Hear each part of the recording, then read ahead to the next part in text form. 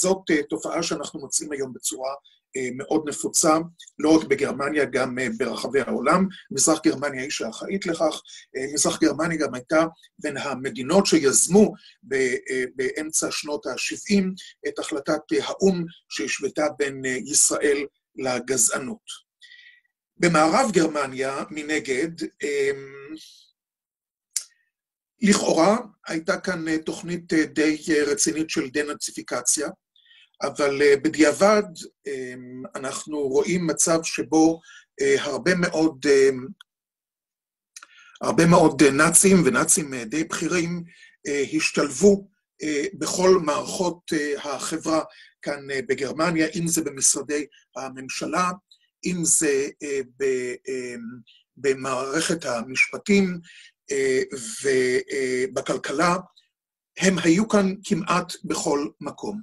אני רוצה להראות לכם שקף ראשון, שמתייחס למספר הנאצים שהועמדו לדין בגרמניה. אנחנו מדברים על התמודדות, אנחנו מסתכלים תמיד על גרמניה בתור דוגמה למדינה שהתמודדה עם העבר שלה.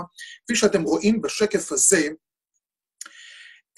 מספר הנאצים שהועמדו לדין בשתי הגרמניות הוא מאוד נמוך. אני מזכיר לכם שבשנת 1944 קרוב ל9 מיליון גרמנים היו חברי המפלגה הנאצית, רשמית. זה נכון שלא כל מי שהיה חבר מפלגה נאצית השתתף בפשעים, אבל אם אנחנו לוקחים אך ורק את מחנה השמדה אושוויץ-בירקנאו, היו לנו שם, אם אינני טועה, 12,000 אנשי אס-אס שפעלו בשני המחנות, בכל המחנות, במכלול המחנות הזה למעשה. וכאן אתם רואים, אם אתם מסתכלים על סוף הטבלה בצד ימין, יש לכם את המספרים של הפושעים הנאצים שעמדו לדין בשתי הגרמניות. הכחול היותר כהה זה מערב גרמניה, יש לנו שם פחות או יותר 6,500 עד לשנת 2007, מאז זה לא השתנה בצורה מאוד משמעותית. במזרח גרמניה המספר יותר משמעותי, קרוב ל-13,000 איש, זה העמוד האפור, הכחול יותר בהיר, אבל סך הכל אנחנו מדברים על כ-20,000 פושעים נאצים, שרובם נידונו לשנות מאסר מאוד מאוד קצרות, ושוחררו לאחר מכן, והשתלבו במערכות במערב גרמניה, וגם במזרח גרמניה. הגרמנים פיתחו שיטה מאוד מיוחדת להקל על הפושעים הנאצים, לא רק שנתנו להם עונשי מאסר מאוד קלים, גם היו כאן חוקי התיישנות, שלמעשה קבעו שאחרי 20 שנה לא ניתן יותר להעמיד אנשים לדין על רצח והרג. הדברים הללו עוררו ויכוחים, היה הרבה מאוד מאמץ כן לעמוד בחוקים הללו, חוקי ההתיישנות הללו שאפשרו להרבה מאוד אנשים להימלט מהדין. בסופו של דבר זה בוטל בשנת 1979, תקופה שבה לא כל כך הרבה פושעים עדיין היו בחיים. חשוב בהקשר הזה לציין שמנהל לשכת הקנצלר הראשון של מערב גרמניה, קונרד אדנאואר, האדם שנתפס בעינינו כאבי הפיוס בין האומה הגרמנית לאומה היהודית, בין גרמניה, מערב גרמניה לישראל, היה נאצי די בכיר, הנס גלובקה, שהיה משפטן שצידד בחוקי הגזע, חוקי נירנברג, והיה מעורב בניסוח צווים קשים נגד היהודים. למעשה הנאצים היו כל כך מעורבים במערכות החיים כאן בגרמניה, שהעבודה ההיסטורית על המעורבות שלהם במערכות השלטוניות כאן בגרמניה, התחילה בשלב מאוד מאוחר. למעשה זה התחיל ביוזמה של מי שהיה שר החוץ הגרמני, יושקה פישר, שבעקבות פרסום מודעת אבל לאחד הדיפלומטים הבכירים במשרד, שפתאום התברר שהוא היה נאצי, פתאום, כן?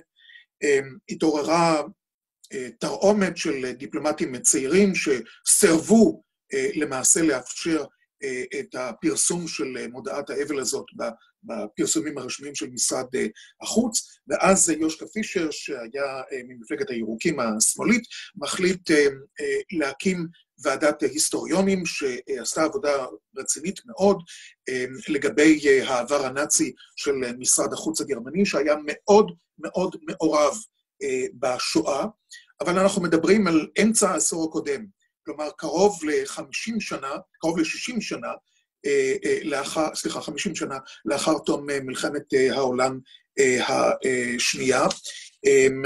רוב משרדי הממשלה הגרמניים הלכו בעקבות משרד החוץ הגרמני, אבל חשוב לציין בהקשר הזה, כאמור, שמתחילים לחקור את העבר הנאצי של כל אותם משרדי ממשלה ורשויות ממשלתיות, רוב האנשים שהיה צריך לנקוט נגדם מהלכים כלשהם, מהלכי ענישה, סנקציות, כבר לא היו בחיים, כלומר, למעשה הדבר נעשה אך ורק לצרכים,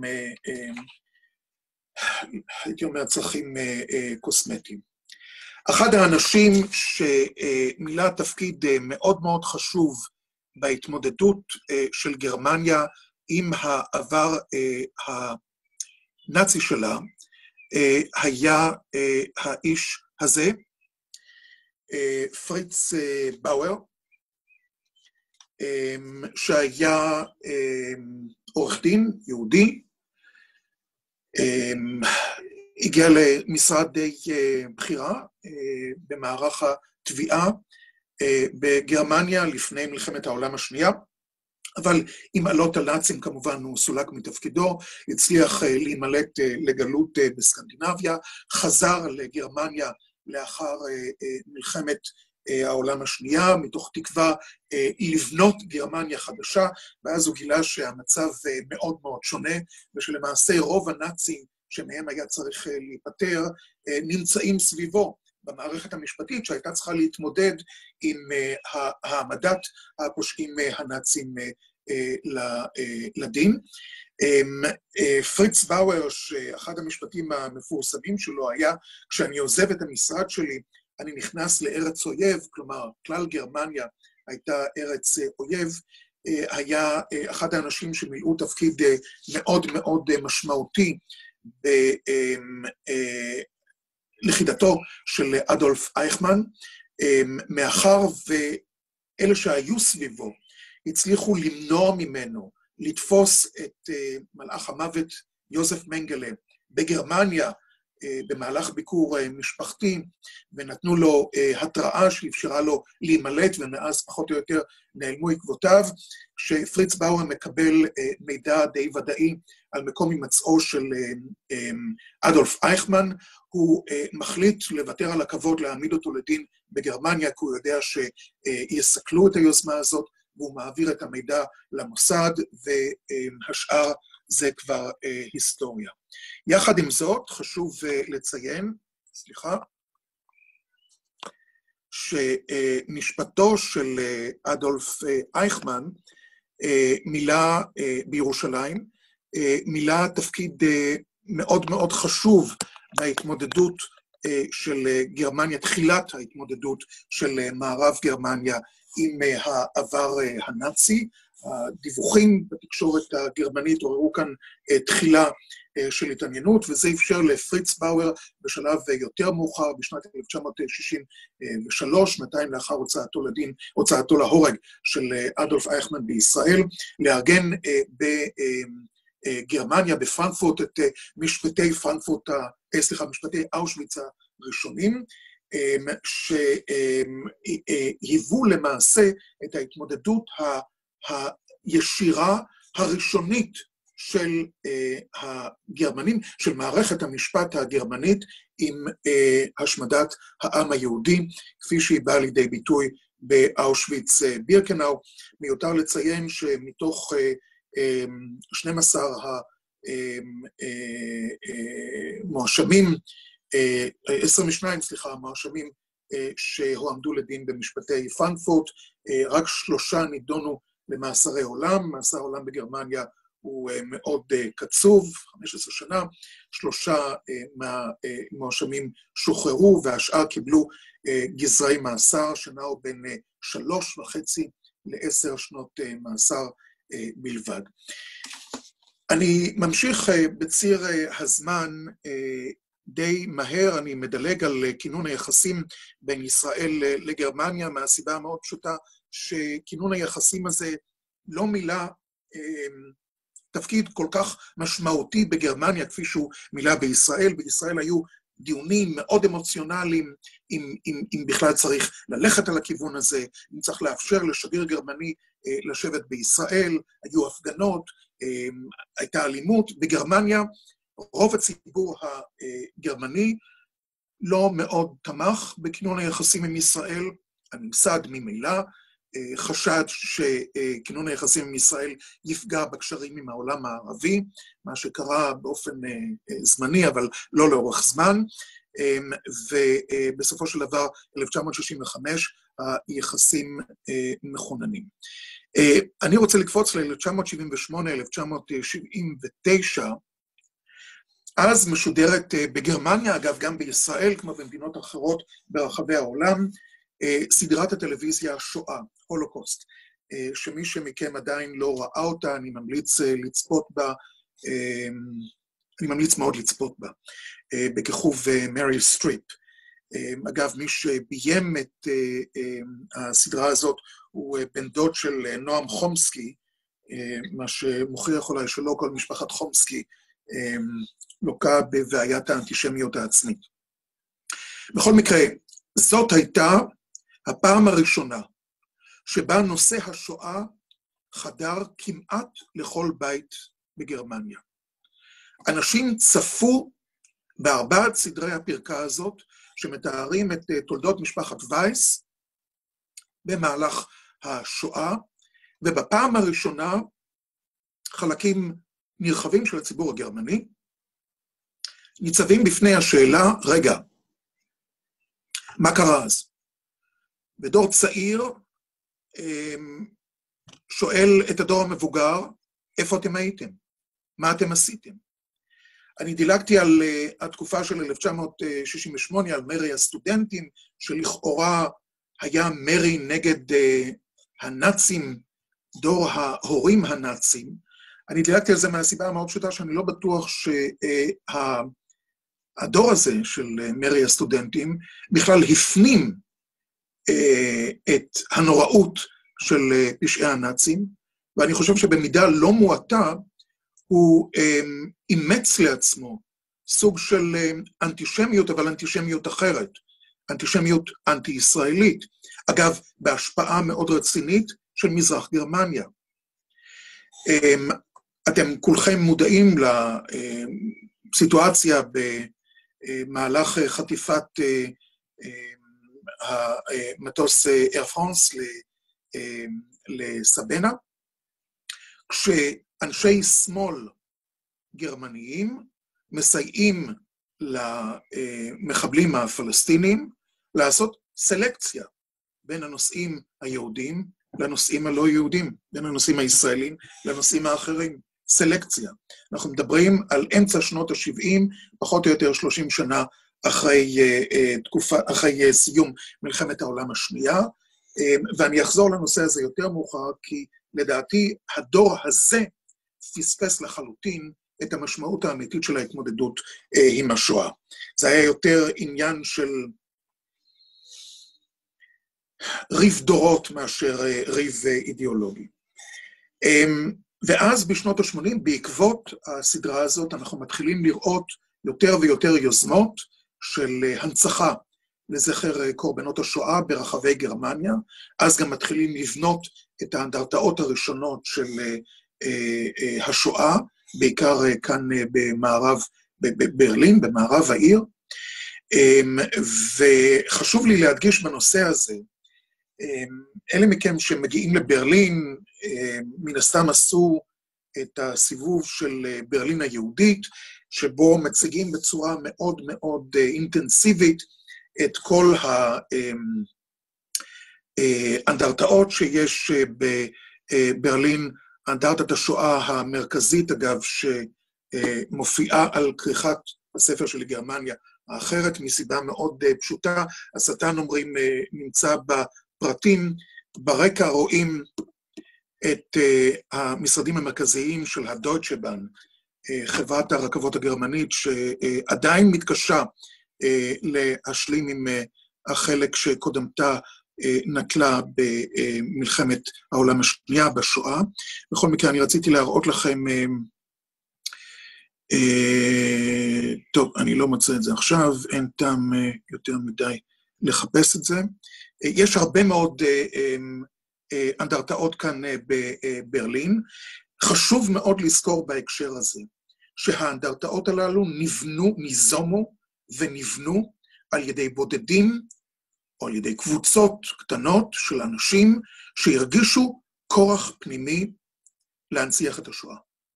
יחד עם זאת, הם עשו את זה תוך התמודדות עם התנגדות כמעט מוחלטת של החברה הכללית מסביב.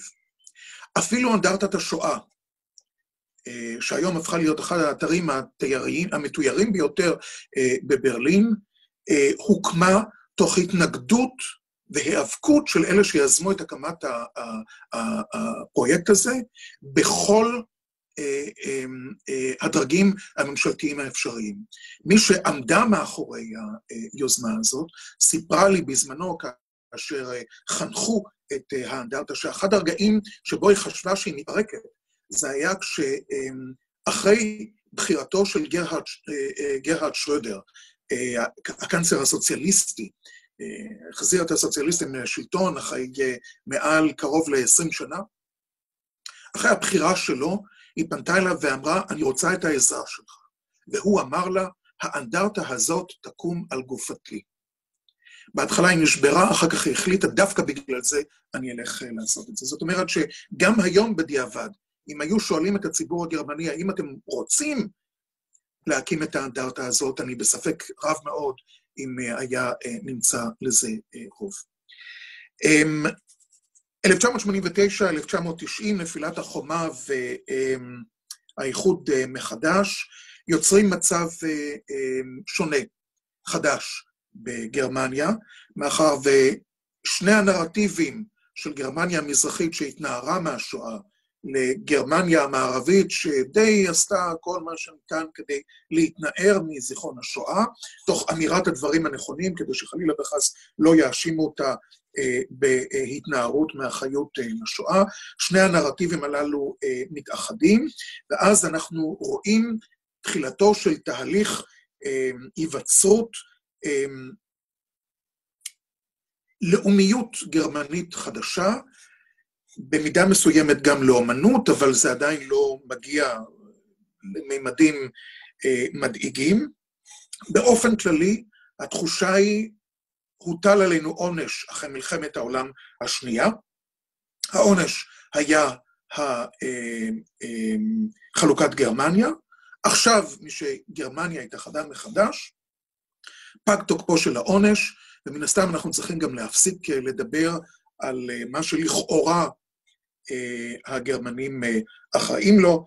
אפשר להיות כאחד העמים, אין יותר הגבלות, אין יותר איסורים. אנחנו עדיין מרגישים אי נוחות מסוימת בקרב לא מעט גרמנים להיות מוגדרים כאנטישמים, אבל אנחנו רואים שהפתרון האידיאלי להשלכת התחושות האנטישמיות על איזשהו אובייקט אחר, נמצאה באמצעות מה שדיברנו עליו בתחילת השיחה היום, ביקורת על ישראל. בגרמנית זה נקרא ישראל קריטיק. עכשיו, שלא תבינו אותי לא נכון, זה הפך להיות מקצוע. אתם תמצאו בתקשורת הגרמנית לא מעט רעיונות עם אנשים שמוגדרים בתור ישראל קריטיקר. זה המקצוע שלהם, זה התפקיד שלהם. עד כדי כך התופעה הזאת הפכה להיות מקובלת, שבמילון הגרמני דודן, הכניסו את המונח הזה כמונח שצריך להתייחס אליו כחלק מהשפה הגרמנית. עכשיו, אתם לא תמצאו קינה קריטיק, ביקורת על סין, גם לא היום בעקבות הקורונה. אתם לא תמצאו אגיפטן קריטיק, ביקורת על מצרים, או סיריאן קריטיק, או איראן קריטיק, או לא תמצאו, קיים אך ורק מונח אחד, ישראל קריטיק. הדברים הללו, אני רוצה להמחיש לכם עד כמה הדברים הללו למעשה משתלבים עם כל הנושא של האנטישמיות, ואני אעשה את זה באמצעות עיתון רב השפעה כאן בגרמניה, ששמו Süddeutsche Zeitung. זה העיתון, מה שנקרא לאנשים חושבים כאן בגרמניה, אבל בניגוד לעיתון הארץ, הוא בהרבה יותר נפוץ. הוא העיתון השני מבחינת רמת התפוצה שלו בקרב האוכלוסייה הגרמנית, אחרי הבילד צייטונג, הצהובון, והוא למעשה עיתון שנקרא על ידי כל המי ומי בקרב מקבלי ההחלטות. זאת אומרת שההשפעה שלו על דעת הקהל ועל מקבלי ההחלטות בגרמניה היא מאוד מאוד משמעותית. כאן אנחנו רואים אגב הפגנה של יהודים במינכן, מושב העיתון, משרדי העיתון המרכזיים במינכן, הפגנה של יהודים במינכן בשנת 1949, כי הפגנה שפשוט התרחשה מאחר וכמו הרבה מאוד דברים אחרים במערב גרמניה, גם ה-Süddeutsche Zeitung קלט בשורותיו הרבה מאוד נאצים, ולמעשה הוגדר על ידי היהודים בגרמניה, בגלל העמדות המאוד בעייתיות שלו, כעיתון נאצי. ואני רוצה עכשיו להראות לכם כמה דוגמאות של הבעייתיות של העיתון הזה, שהוא אגב עיתון שמאל ליברלי. אנחנו לא מדברים כאן על עיתון ימין קיצוני, אלא על עיתון שמאל ליברלי. זאת קריקטורה שמתפרסמת בעיתון הזה בשנת 2004, אנחנו נמצאים בתקופת האינתיפאדה השנייה, יש פיגועים נגד יהודים בצרפת, ראש הממשלה דאז אריאל שרון קורא ליהודי צרפת לעלות ארצה. מה אנחנו רואים בקריקטורה הזאת? קריאה אגב שזכתה לביקורת מאוד קשה מצד הצרפתים וגם מצד גורמים אחרים באירופה. מה אנחנו רואים בקריקטורה הזאת? אנחנו לא רואים את אריאל שרון עושה בלגן בקפה צרפתי שז'אק שיראק היה אז נשיא צרפת. אנחנו רואים אדם יהודי עם מגן דוד על השטריימל שלו, עם כובע של יהודי חרדי, זאת אומרת, כל הסממנים של יהודי, לא של ישראלי ולא של אריאל שרון, הולכים הופכים בית קפה שלב בצרפת, ואז נשאלת השאלה על ידי אותו יהודי, warum spüre ich keine Sympathie? למה אני לא מרגיש? אני יוצר את הבעיות, ואני לא מבין למה אין סימפתיה כלפיי. שזה אחת התפיסות האנטישמיות הנפוצות ביותר. היהודים עושים בעיות, ואחר כך הם מתלוננים על זה שלא כל כך אוהבים אותם. זאת גם כן קריקטורה שפורסמה באותו עיתון, בתקופת האינתיפאדה השנייה, אחרי מה שנקרא במרכאות כפולות ומכופלות הטבח בג'נין, נשלחה הרי ועדת חקירה של האו"ם כדי לבדוק את העניין הזה. כאן אנחנו רואים אמנם את אריאל שרון, ניצב בפני טנק שעליו אין דגל ישראל, אלא יש מגן דוד, כלומר סממן יהודי, לא סממן לאומי, והטנק טרקטור הזה נושא גופות שמזכירות למעשה את הגופות שנמצאו במחנות הריכוז וההשמדה שהן שוחררו על ידי בעלות הברית. כלומר, יש כאן השוואה מאוד ברורה בין ישראל לבין הרייך הנאצי. אני רוצה לעבור למשהו טיפה יותר מודרני ושלא כל כך קשור אלינו הישראלים. פייסבוק, כידוע לכם, קנה את תוכנת הטלפון מסנג'ר, ואז אותו עיתון שמאל ליברלי גרמני מפרסם את הקריקטורה הבאה. אם אתם לא מצליחים לזהות את מי שנמצא במרכז התמונה, זהו כמובן ידידנו צוקרברג, שמצויר כאן כתמנון שמשתלט למעשה לא רק על כל המחשבים שלנו, אלא גם על מכשירי הטלפון שלנו. היהודי, ואיך אנחנו מזהים את היהודי? לפי האף שלו. תסתכלו על תמונות, תחפשו תמונות של צוקרברג, תגלו שאין לו כזה אף. אבל בעיתון הגרמני, השמאל ליברלי, בשנת 2013, אם אני טועה, פורסמה הקריקטורה הזאת, שהיא פשוט העתק של קריקטורות שפורסמו על ידי דר שטרמר בשנות ה-30 של המאה הקודמת, בתארם את ההשתלטות של היהודים על מוקדי הכוח ברחבי העולם.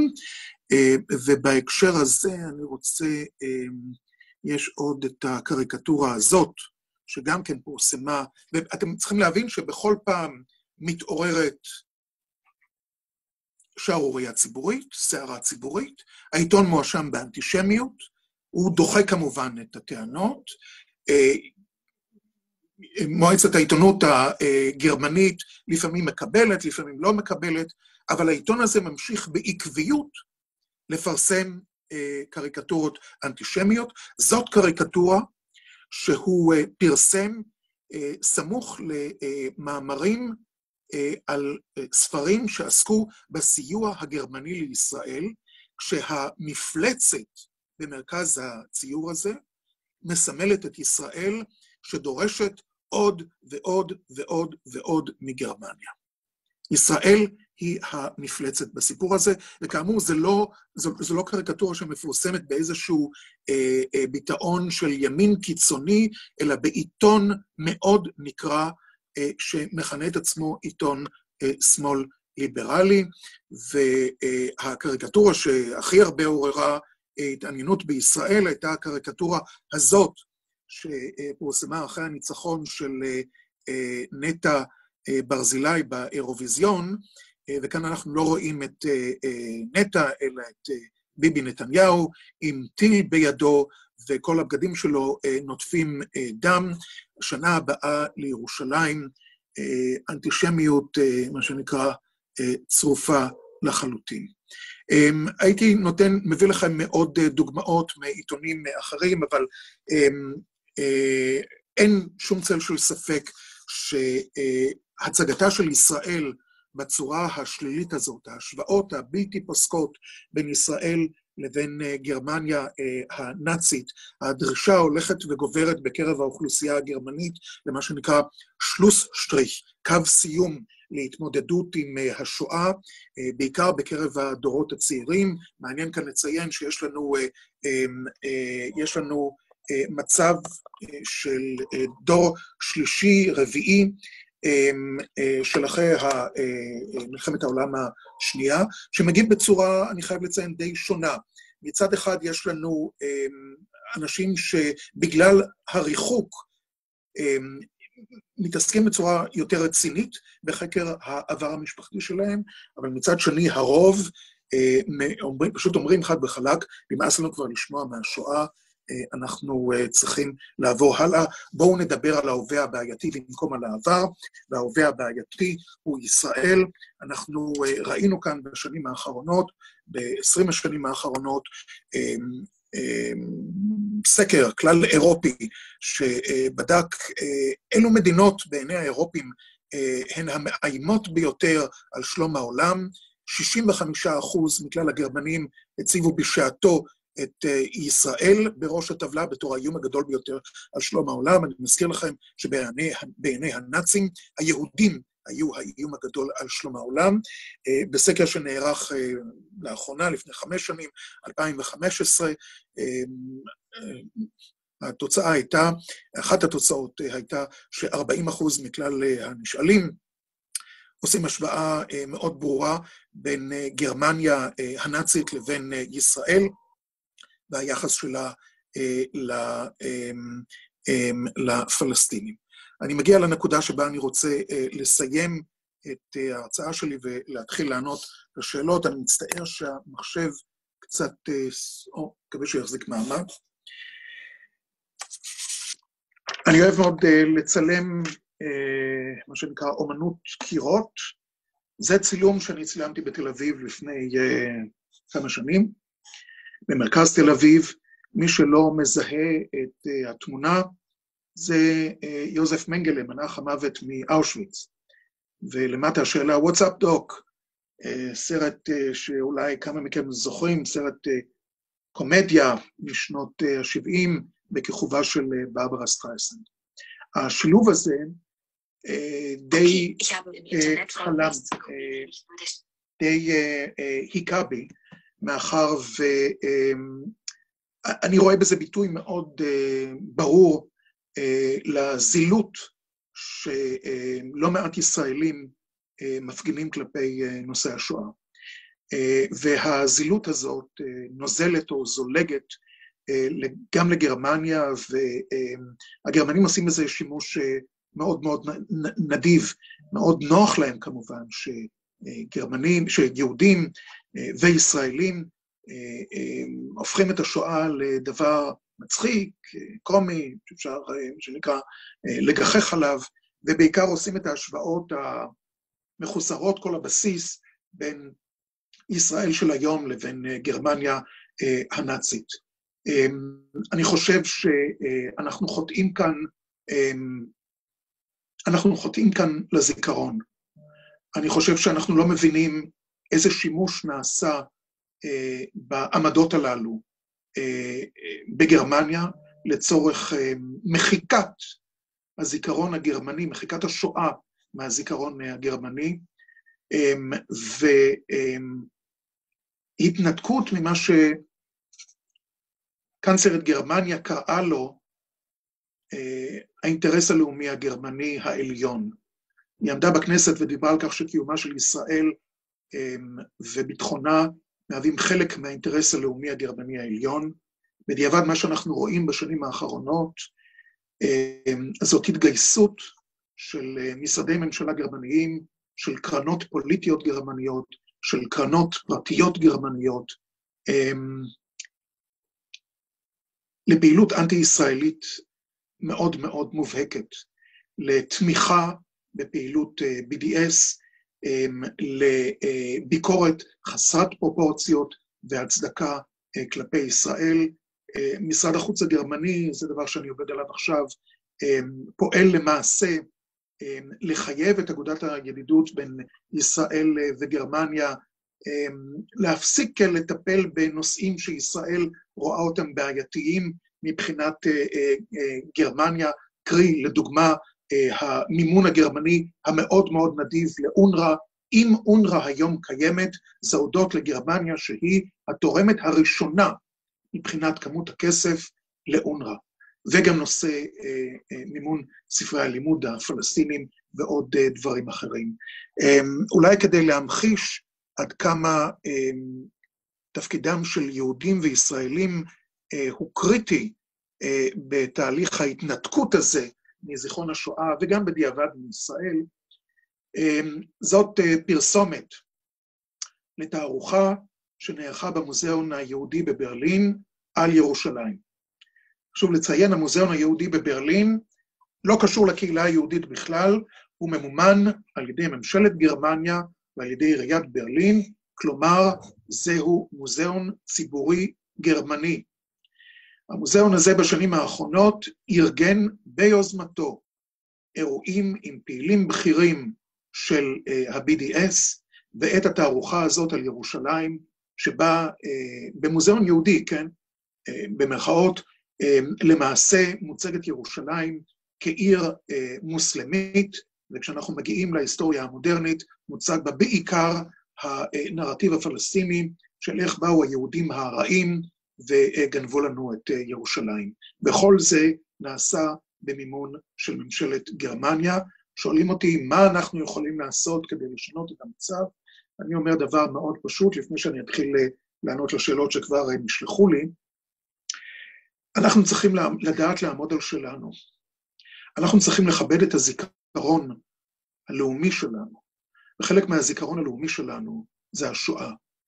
אם אנחנו נהפוך את השואה לדבר חסר חשיבות, אנחנו חודעים בראש ובראשונה כלפי עצמנו. כשבאים לברלין צעירים, ואומרים שכיף לחיות כאן בגלל שהמילקי הוא זול, מבלי שום התייחסות לעבר של העיר הזאת, לעבר של המדינה הזאת. ומעודדים ישראלים להגר לברלין, בגלל שהחיים כאן יותר זולים, זה דבר איום ונורא.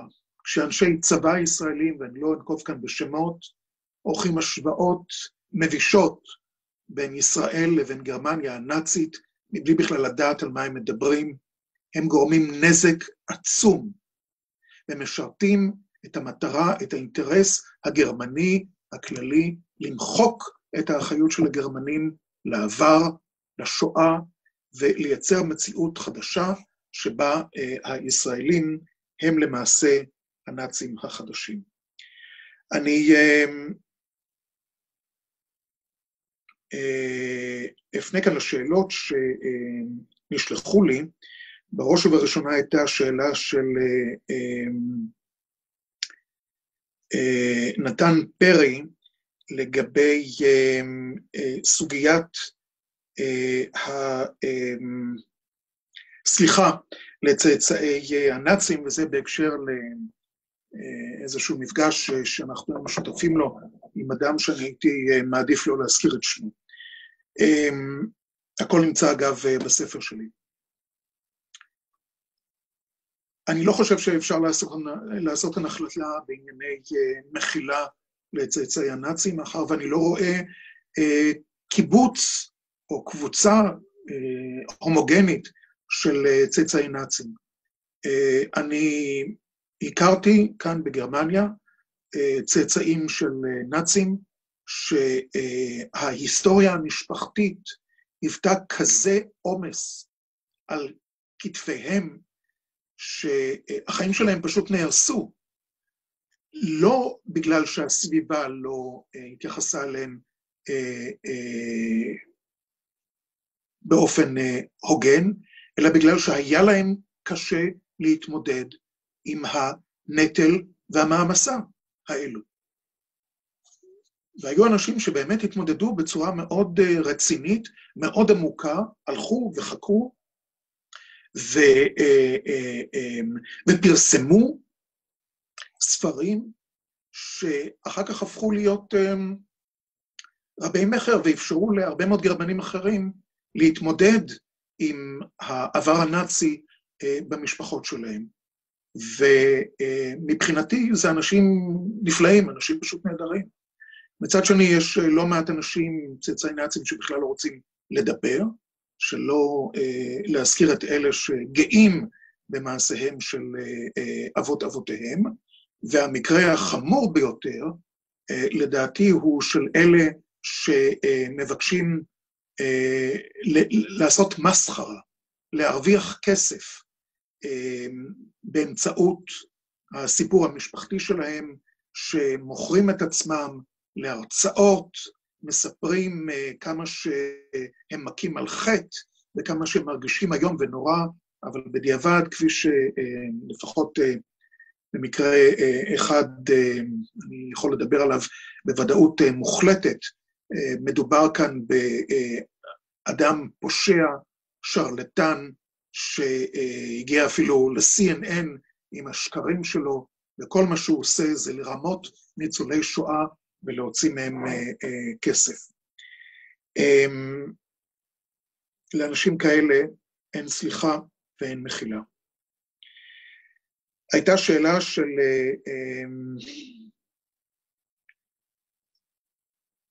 שתי שאלות של איתי דוד, האם אפשר לדבר על גרמניות אחרות בחלוקות כרונולוגית? אני פחות או יותר עשיתי את זה, ולכן אני לא רוצה לחזור על זה, וללא ספק מאז גלי ההגירה הגדולים נוצרה כאן בגרמניה מציאות חדשה. אם אנחנו מדברים על עלייה מאוד מאוד חזקה של האנטישמיות בגרמניה בשנים האחרונות, זה קשור בצורה חד משמעית לגלי ההגירה הללו. רוב התקיפות הפיזיות נגד יהודים וישראלים בגרמניה ובברלין, בוצעו על ידי אנשי קהילות ערביות ומוסלמיות, וזאת ללא ספק הבעיה המרכזית, גם אם הרשויות בגרמניה טוענות שלפי הסטטיסטיקות, הימין הקיצוני הוא זה שמוליך במספר העבירות האנטישמיות. יש כאן ניסיון באמת להימנע מהתמודדות עם הבעיה כפי שהיא, ללא ספק, עם הפיגוע בבית הכנסת בהלה, ביום כיפור האחרון, היה במרכאות מצליח, ו50 יהודים היו נטבחים על ידי ניאו-נאצי בבית כנסת ביום כיפור. אנחנו היינו מגיעים למה שנקרא איכות שונה של פיגועים אנטישמיים בגרמניה, אבל במציאות היומיומית דברים כאלה לא קורים, מאידך כן יש תקיפות פיזיות של יהודים וישראלים על ידי מוסלמים וערבים. הרבה מאוד גרמנים היום, שואל איתי דוד, הם לא ממשפחות שחוו את הכיבוש, האם יש, בבקשה לא, האם הערכה מספרית, כמה גרמנים מדברים היום בגנות אותו כיבוש אחרי מלחמת העולם השנייה? לא כך הבנתי את תחילת השאלה, אבל אני מבין את שפה. אני לא חושב שיש כאלו מספרים, צריך פשוט לבדוק מבחינה גילאית מה אחוז הצעירים מתחת לגיל 30 באוכלוסייה הגרמנית כיום. אני בטוח שבדיקה בגוגל תפתור את העניין. שאלה של רובי אבן צור, למה בין 1960 ל-2007 המספרים כל כך נמוכים? בהתייחס לשקף מהסיבה המאוד פשוטה, שהגרמנים עשו את הכל לא להעמיד פושעים נאצים לדין, גם במערב וגם במזרח. אגב, בשנים האחרונות, כשלמעשה כמעט ואין פושעים נאצים להעמיד לדין, חל שינוי מסוים מבחינת תקדים שנוצר במשפטו של ג'ון איוון דמיאניוק במינכן, שנידון בבית משפט במינכן ב-2011 למאסר על חלקו ברצח מעל 20,000 יהודים, בעיקר יהודים הולנדים בסוביבור. מה שקרה באותו משפט בגרמניה, אתה חייב, כדי להאשים מישהו ברצח, אתה צריך להביא ראיה שהוא רצח, שהוא היה מעורב ברצח. וממחנות הריכוז וההשמדה עד אז, לא היו עדויות של מישהו שהעיד שהוא ראה וזה וכו', אפשר היה בקלות רבה להפריך אותם. משפט דמיאניוק קבע באיחור נורא, שכל מי שהיה בתפקיד כלשהו במחנות השמדה פרופר, כמו סוביבור, היה מעורב ברצח יהודים בשואה, ולא משנה אם הוא היה שומר על החומות, לא משנה אם הוא הוריד יהודים מהרכבות, או אם הוא העמיד אותם בתור לתאי הגזים. והקביעה הזאת, שאגב, דמיאניוק הגיש ערעור נגדה, אבל הוא מת לפני שהערעור נידון, ולכן הקביעה הפכה להיות לתקדים משפטי.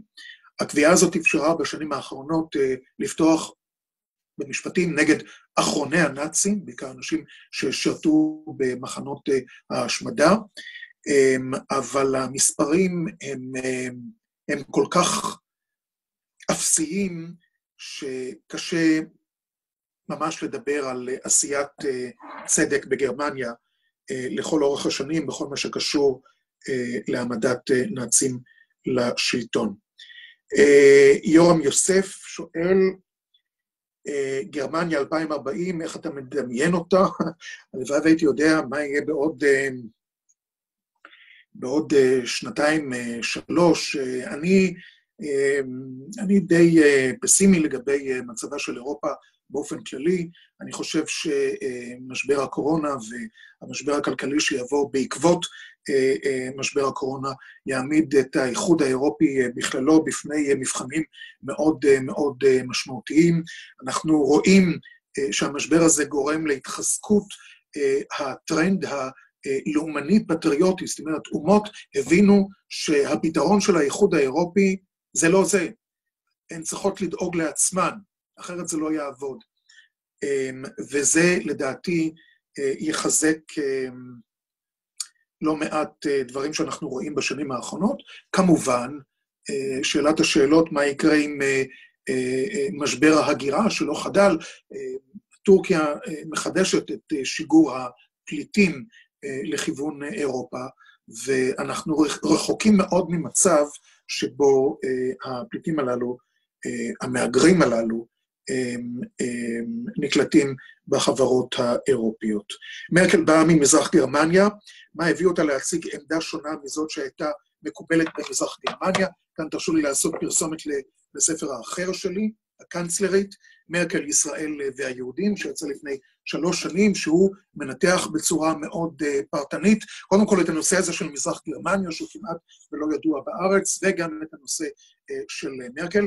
אני אישית חושב, הניתוח שלי הוא, שמרקל, שגדלה אגב בעיר שלא היו ביהודים, במדינה שהכחישה כל קשר ואחריות לשואה, האינטלקט שלה, היכולות האינטלקט, הסקרנות שלה, וגם בעצם העובדה שהיא באה מבית דתי, מערב גרמני, אפשרו לה לעלות על מסלול של התעניינות בנושא הזה באופן אישי, מה שמילא כאן תפקיד מאוד משמעותי, אתם יודעים שהיא מדענית, פיזיקאית, ועוד במזרח גרמניה, היא התחילה לגלות התעניינות מאוד מאוד גדולה במחקרים של אנשי מדע ישראליים. במזרח גרמניה שכל כך שנאה אותנו, היה ידוע שהמדע הישראלי הוא מאוד מאוד מתקדם ומאוד תורם לפיתוח ברחבי העולם, והיא הייתה מבקשת מעמיתים בארצות הברית שישלחו לה העתקים של מאמרים ומחקרים של עמיתים בארץ. אני חושב שזה חלק מאוד מאוד משמעותי מההרצה שלה כלפי ישראל, שהייתה מאוד מאוד חזקה. אני בפירוש חושב שמרקל היא מבין הפוליטיקאים הגרמנים היחידים שהבינו עד כמה חשוב לגרמניה להתמודד עם ההיסטוריה כדי לבנות עתיד אחר. אני לצערי הרב נתקלתי בהרבה מאוד פוליטיקאים גרמנים שידעו לומר את הדברים הנכונים, אבל לא הרגשת שזה בא מאיזושהי הבנה מתוך הבטן, ובדיעבד גם כשרואים את המעשים שלהם, אז רואים שהדברים לא הבשילו, לא הגיעו לשום מקום. סליחה, שנייה. האם באים לידי ביטוי בתקשורת גורמים תומכי ישראל, ומה היחס אליהם, שואל גיל פרן. מעט מאוד, לעתים מאוד מאוד נדירות. יש כאן רצון, יש כאן מדיניות די ברורה, ואני מדבר על מדיניות, חכו שנייה, אני אוריד את הדבר הזה, להסתיר את איך חושב הציבור הישראלי ברובו. ואנחנו מוצאים לעתים מאוד מאוד קרובות, בעיקר כשיש התפרצויות של סכסוך במזרח התיכון, שמדברים, מראיינים אך ורק נציגים של מחנה פוליטי מסוים בארץ, ועוד הנציגים היותר קיצוניים של אותו מחנה פוליטי. הימין נעדר לחלוטין מהשיח הפוליטי על ישראל כאן בגרמניה, ואנחנו עדים יותר ויותר גם להיעלמותו של האלמנט הציוני בחברה הישראלית, ואנחנו אך ורק שומעים אנשים שלדוגמה, הייתה כאן החלטה של הבונדסטאג הגרמני, החלטה היסטורית חשובה, שהגדירה את תנועת ה-BDS בתור תנועה אנטישמית, היה הפרלמנט הראשון בעולם שאימץ את הגישה הזאת. היו לא מעט ישראלים ויהודים, בכלל זה גם לצערי המאוד רב שגרירים לשעבר של מדינת ישראל, שהתגייסו נגד ההחלטה הזאת, לשכנע את הגרמנים שהיא לא טובה, שהיא מהווה פגיעה בחופש הביטוי, וצריך למעשה לא להתייחס אליה. נעמי פישר, מה מניע אותי לעסוק שנים רבות כל כך בתחום כל כך ספציפי, עם שליחות יהודית משפחתית, עם דחף עיתונאי, ואיך זה מתיישב עם מגורים דווקא בגרמניה. אוקיי, אני אתחיל מהחלק האחורי. אני חושב שזה בהרבה יותר קל להתעסק עם הנושא הזה כשאתה נמצא בגרמניה, כי אז אתה פשוט נחשף להרבה מאוד דברים שאתה לא נחשף אליהם אם אתה יושב בישראל או במקום אחר. או אם אתה אפילו מגיע לכאן, אני יודע מה, לביקור של שבוע, שבועיים, שליחות של חצי שנה, שנתיים, זה נושא שלדעתי, אגב, כמו כל נושא אחר, בתחום הכיסוי העיתונאי, אין תחליף להימצאות בשטח. אנחנו נמצאים היום לצערי המאוד רב, אנחנו נכנסים לתחום אחר, בעידן שבו פחות ופחות אנשים הם, מה שנקרא, כתבי חוץ, נמצאים בחוץ, וזאת לדעתי אבדה מאוד מאוד גדולה. אני עונה על השאלה למה אני מתעסק עם הנושא הזה שנים כל כך רבות בספר גרמניה אחרת. זה ללא ספק בא מהרקע המשפחתי. אגב, מחר בישראל היום מתפרסם מאמר שלי על הנושא הזה, ואני חושב שאם אתם יכולים אגב לקרוא את ישראל היום, גם באפליקציה באינטרנט, את העיתון, וזה יענה על הרבה מאוד שאלות שקשורות לנושא הזה. שליחות יהודית, כן, כן, בהחלט, אני חושב שזאת, קודם כל אני חושב שעיתונות זה סוג של שליחות, לצערי רב אנחנו רואים את זה פחות ופחות, אבל בעיקר בעידן שבו, אני חושב שלדור שלנו, אני אומר את זה כך, אנחנו נמצאים בנקודה מאוד רגישה על ציר הזמן, כי כל אלו שחוו את השואה לא היו תינוקות, כבר לא איתנו. ועכשיו לפיד הזיכרון עובר אלינו. ואם אנחנו לא נדע איך להעביר את זיכרון השואה, זה יהיה הכישלון שלנו. ובתור עם שיודע להנציח את הדברים הטובים והלא טובים שקרו לו, זאת תהיה טעות מאוד מאוד גדולה אם אנחנו ניתן לזיכרון הזה להימחק. יש לי עוד זמן לכמה שאלות? לא, אלדד, זהו, אנחנו נחכה. אהרון, האם אתה יכול לדבר? כן. יופי, אז גם הדברי סיכום של אהרון. כן, אלדד, אז בעצם אנחנו רוצים להודות לך על הרצאה מרתקת, מאלפת, מרגשת, אולי גם מכעיסה במידת מה, אבל בכל מקרה, אני חושב שבעוד כ3 שעות ייכנס יום השואה והגבורה, אנחנו נשתתף כולנו במיזם של הדלקת הנר בחלונות שלנו, במרפסות שלנו לזכרם של אותם 6 המיליונים שנרצחו, אבל גם בנוסף נזכור שיום השואה הוא גם יום הגבורה של עם ישראל, ומצד שני לנר אנחנו גם נאחוז בדגלים, בדגלי מדינת ישראל, במרפסות ובחלונות, וננפנף ונרים אותם בגאון אל על, כי בעצם עם ישראל חי, ועם ישראל נמצא גם בארץ ישראל. אני חושב שגם באותה עת זה יהיה הזמן להערער באותן מילים שנכתבו כל כך מתאימות לרגע הזה, ליום הזה. יום אחד זה יקרה בלי שנרגיש. משהו השתנה בנו, משהו יירגע בנו, משהו ייגע בנו, ולא יהיה ממה לחשוש.